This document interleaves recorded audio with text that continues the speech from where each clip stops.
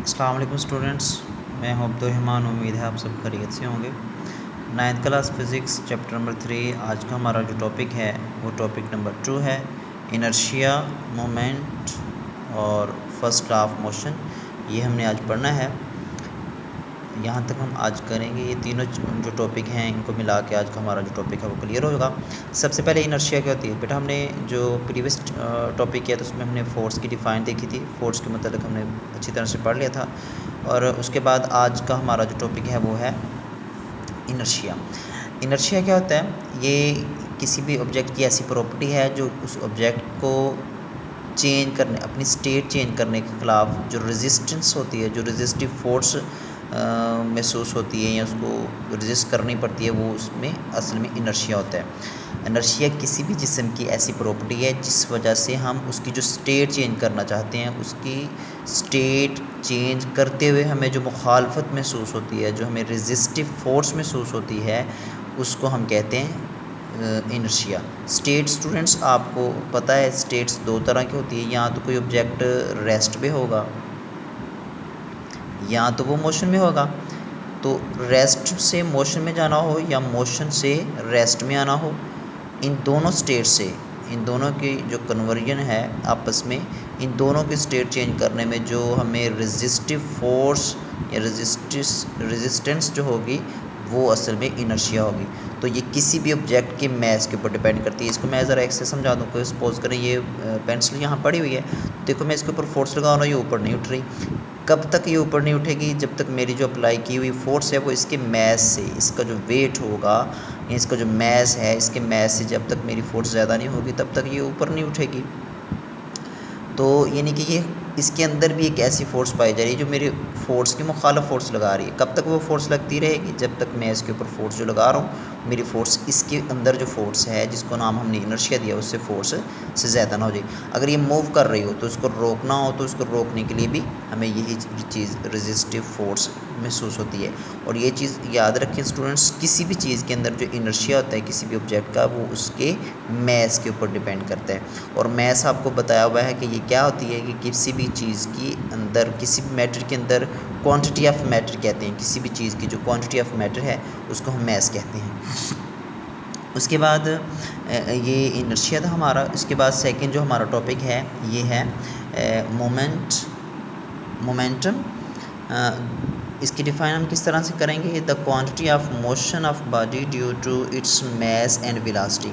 किसी भी ऑब्जेक्ट की, किसी भी बॉडी की ऐसी क्वांटिटी, ऐसी प्रॉपर्टी जो उसके मैस और वेलोसिटी की वजह से आती है, यानी कि उसके अंदर जो मोशन हो, उस मोशन को डिस्कस कर रहे हों उसके मैस और वेलोसिटी के लिहाज से, ये उसका मोमेंटम होगा। यानी इन दोनों को मिला के हम पढ़ेंगे, मैस को और वेलोसिटी। किसी भी ऑब्जेक्ट की मोशन के अंदर हम उसके मैस और वेलोसिटी दोनों को डिस्कस करेंगे तो ये उसका मोमेंटम बन जाएगा। अगर हम इसकी मैथमेटिकल डेफिनेशन करें तो वो इस तरह से होगी, the product of mass and velocity of any object. Okay, तो आपको पता है कोई ऑब्जेक्ट जिसमें वेलोसिटी होगी तो वो मोशन में होगा, ये तो हमें पढ़ा हुआ है। तो ऊपर वाइड यानी ये तो मैथमेटिकल डिफाइन हम इस तरह से कर सकते हैं। और इसके लिए स्टूडेंट्स याद रखें, हम मोमेंटम को, किसी भी चीज़ का जो मोमेंटम होता है उसको हम पी से रिप्रेजेंट करते हैं। और ये एक वेक्टर क्वांटिटी होती है।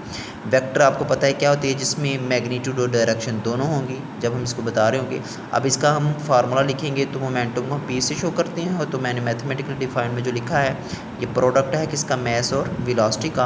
तो किसी भी ऑब्जेक्ट का जो मोमेंटम है वो is equal to m multiply by v होगा।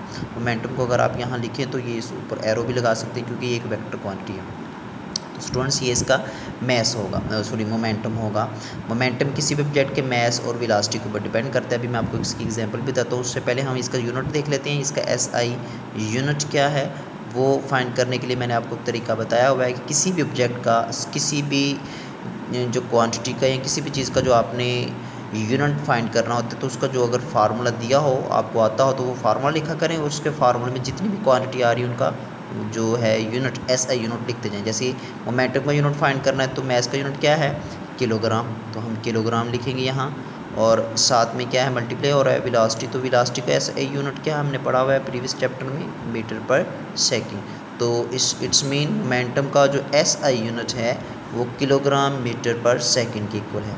किलोग्राम मीटर पर सेकेंड स्टूडेंट्स याद रखें, ये न्यूटन सेकंड के इक्वल भी होता है। किलोग्राम मीटर पर सेकंड जो है ये न्यूटन सेकंड के इक्वल आता है। ये न्यूटन सेकंड के इक्वल कैसे आता है, जब हम सेकंड लॉ ऑफ मोशन पढ़ेंगे जिसमें फोर्स का यूनिट न्यूटन है, तो वो आपको मैं इन्हीं नेक्स्ट टॉपिक में इसका प्रूफ आपको दिखा देंगे। तो ये इसके दो ऐसे यूनिट हैं। ये असल में इसी यूनिट से ये वाला जो यूनिट है ये डिराइव किया जाता है, किलोग्राम मीटर पर सेकंड, ये इसका एसआई यूनिट है मोमेंटम का, ये याद रखें। अब मोमेंटम के लिए हम एग्जांपल देख लेते हैं बेटा, कि सपोज करें हमारे पास कोई ऑब्जेक्ट है, कोई एक गाड़ी ही फ़र्ज़ कर लेते हैं।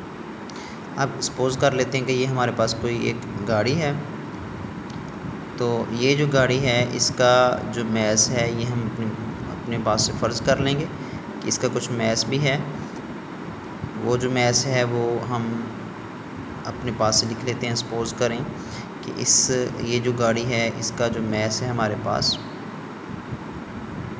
सॉरी एक टायर वाली गाड़ी बन गई थी हमारे पास, अब ये 2 टायरों वाली हो गई।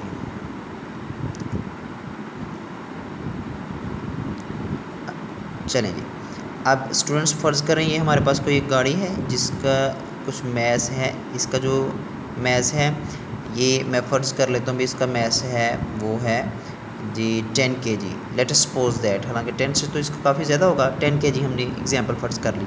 और ये जो ऑब्जेक्ट है, ये जो गाड़ी है, ये कोई भी चीज़ है, ये जो मूव कर रही है, इसकी जो स्पीड है, जिस स्पीड से ये मूव कर रही है, इसकी स्पीड है 3 मीटर पर सेकेंड, यानी 1 सेकेंड वो 3 मीटर की स्पीड से चल रही है। अब इसका जो मोमेंटम निकलेगा, या मोमेंटम फाइंड करेंगे, वो कितना होगा। Momentum is equal to mass multiply by velocity. Mass क्या है हमारे पास 10 एंड वेलोसिटी क्या है इसकी 3, तो इट्स मीन ये 30 किलोग्राम मीटर पर सेकेंड इसका मोमेंटम निकलेगा। अब स्टूडेंट्स याद रखें, ये जो मोमेंटम होता है ये किसी, जैसे मैंने आपको बताया कि इनर्शिया जो है वो मैस पे डिपेंड करती है। अगर किसी जिस्म का मैस ज़्यादा होगा तो इनर्शिया भी ज़्यादा होगी, मैस कम होगा तो इनर्शिया भी कम होगी। जैसे सपोज़ कर लें आपने एक बहुत बड़ा पत्थर उठाना हो तो उसके लिए आपको काफ़ी ज़्यादा फोर्स चाहिए होगी। अगर आपके पास सपोज़ करें 1 टन तक उसका वेट है तो आपको काफ़ी हैवी मशीनरी के ज़रिए उसको उठाना पड़ेगा। तो यानी कि आप ख़ुद उसे अपने हाथ से तो नहीं उठा सकेंगे। अगर आपके पास 5 किलो 10 किलो है तो अगर आपके पास एक चीज़ 5 किलो की है तो उसको उठाना आसान है बजाय 10 किलो के। इसका मतलब है मैस को चेंज होने से इनर्शिया भी चेंज हो रहा है, उसकी जो रेजिस्टिव फोर्स है वो भी इंक्रीज़ हो रही है। सेम एज इट इज़ जो मोमेंटम है हमारा, मैस इंक्रीज़ करेंगे या वेलोसिटी इंक्रीज़ करेंगे, मैस और वेलोसिटी इन दोनों पे हमारा जो मोमेंटम है वो डिपेंड करता है। आपने ये याद रखना है, मैस और वेलोसिटी पे, किसी भी ऑब्जेक्ट की मैस की वेलोसिटी पे डिपेंड करता है। इसकी मैं एक एग्जांपल भी देता हूँ। सपोज़ करें आपके पास एक बॉल है, ये अभी देखिए इस गाड़ी की जो स्पीड थी हमारे पास 3 थी, मैस इसका 10 था, तो इसका मोमेंटम 30 किलोग्राम मीटर पर सेकेंड आ गया।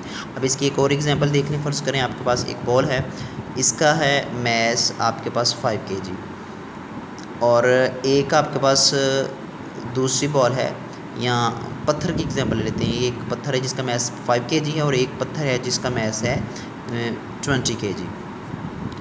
अब स्टूडेंट्स देखिए, अब हमने इसको जो मूव करवाना है तो वो फोर्स भी थोड़ी सी फोर्स से ये मूव करना शुरू हो जाएगा, यानी इसका मोमेंटम इसके मोमेंटम से काफ़ी डिफरेंट होगा। इसका मोमेंटम ज़्यादा होगा, इसका मोमेंटम कम होगा, क्योंकि इसके लिए हमें इनर्शिया भी, जो इनर्शिएटिव फोर्स है या जो हम फोर्स लगाएंगे वो कम होगी बजाय इससे।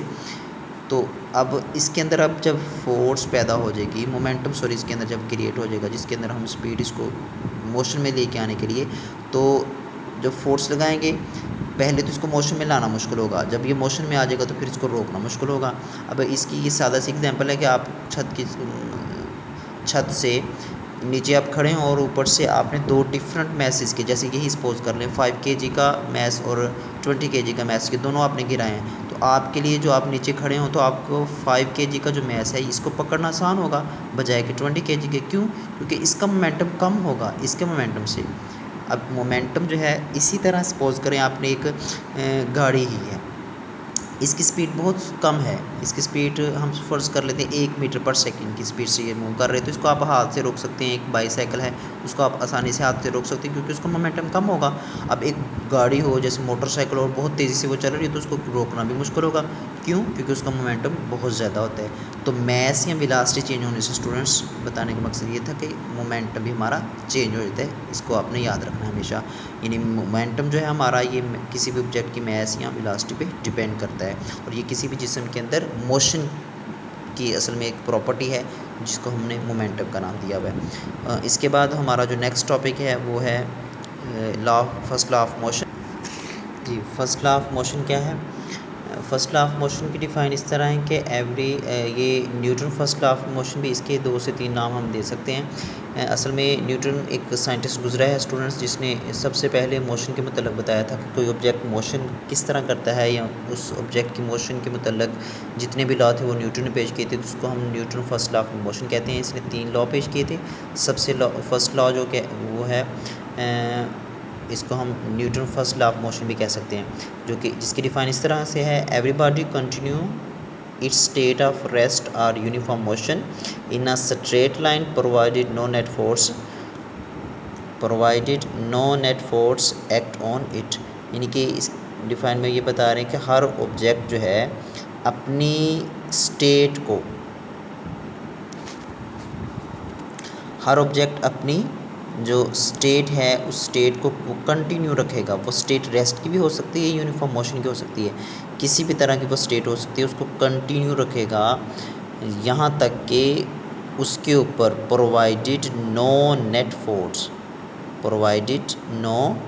फोर्स, यहाँ तक कि आप उसके ऊपर नेट फोर्स अप्लाई करके बाहर से उसकी स्टेट को चेंज करने पे मजबूर ना कर दें। इसकी एग्जांपल ऐसे है, सपोज़ करें कि आपके पास कोई ऑब्जेक्ट पड़ा हुआ है, ये कोई ऑब्जेक्ट है, इसका कुछ भी, मैं ऐसा ये सपोज़ कर लेते हैं हम, कोई एक ऑब्जेक्ट है टेबल पे पड़ा हुआ है, कोई बुक ही एग्जांपल ले लें भाई, ये कोई एक बुक है, मोबाइल को,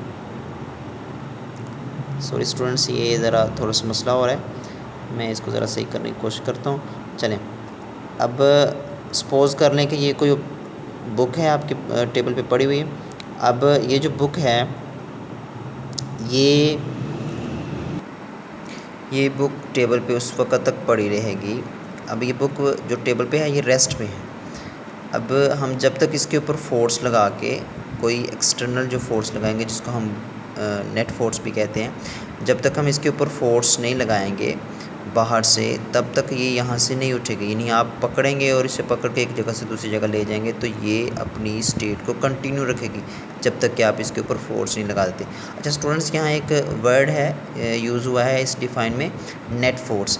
नेट फोर्स क्या होती है? फोर्स को तो आप जानते हैं, नेट फोर्स क्या होती है स्टूडेंट्स? नेट फोर्स की डिफ़ाइन हम इस तरह से करते हैं कि किसी भी ऑब्जेक्ट के ऊपर लगने वाली तमाम फोर्सेस को, सपोज़ करें ये कोई ऑब्जेक्ट है, इसके ऊपर लग रही है, ये एक फ़ोर्स लग रही है, इसका नाम मैं F1 कह देता हूँ। ये इसके ऊपर एक और फोर्स लग रही है, उसका नाम हम F2 कह देते हैं, ये इसके ऊपर F2 है।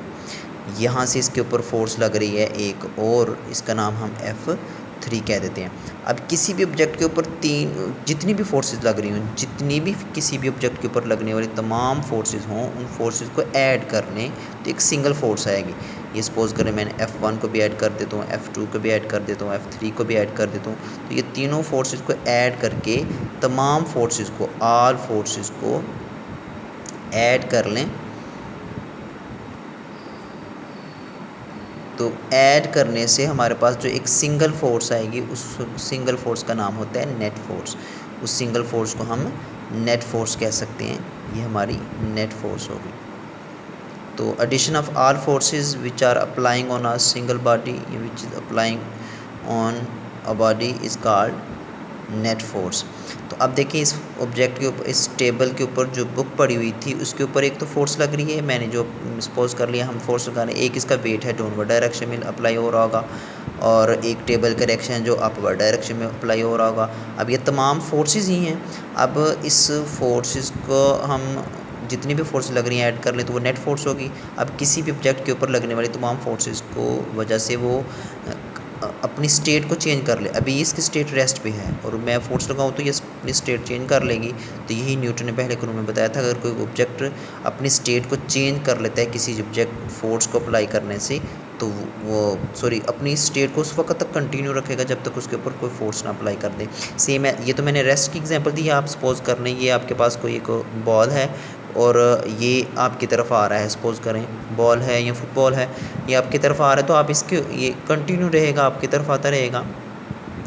और कब तक आएगा? आपकी तरफ आ रहा हो तो आपने इसको कैच कर लिया या पकड़ लिया है, तो आप यहाँ इसको किक लगा दी है तो कुछ भी किया है तो आपने इसके ऊपर फोर्स लगाएंगे, तो इसको फोर्स लगा के इसको रोक देंगे।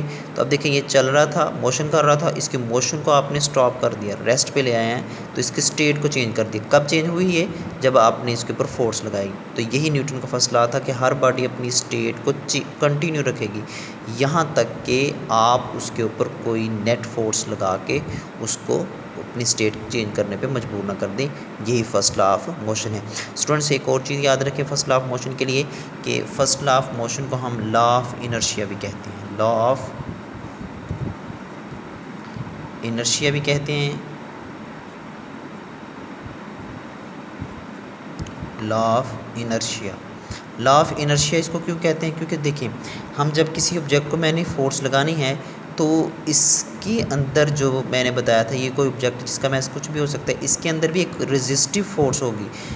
ये तब तक नहीं यहाँ से उठेगी जब तक कि मेरी फोर्स इसके अंदर जो रेजिस्टिव फोर्स है उससे ज़्यादा ना हो जाए। इसका मतलब है इसका इनर्शिया भी यहाँ हाइल हो रहा है, यानी ये मैं मार्कर यहाँ से उठाना चाहता हूँ तो इसके अंदर जो इनर्शिया है इसकी मैं स्टेट चेंज करना चाहता हूँ, तो इसके अंदर जो इसका इनर्शिया है वो उससे ज़्यादा मेरी फ़ोर्स होगी तो मैं इसको एक जगह से दूसरी जगह लेके चला जाऊँगा। उससे ज़्यादा मेरी फ़ोर्स होगी इसका जितना ये बॉल जो जिस मैस से या जिस वेलोसिटी से मूव कर रही है, जिस फोर्स से मूव कर रही है, उस फोर्स से मेरी फोर्स ज़्यादा होगी तो मैं इसको रोक सकता हूँ, इसको मैं स्टॉप कर सकता हूँ।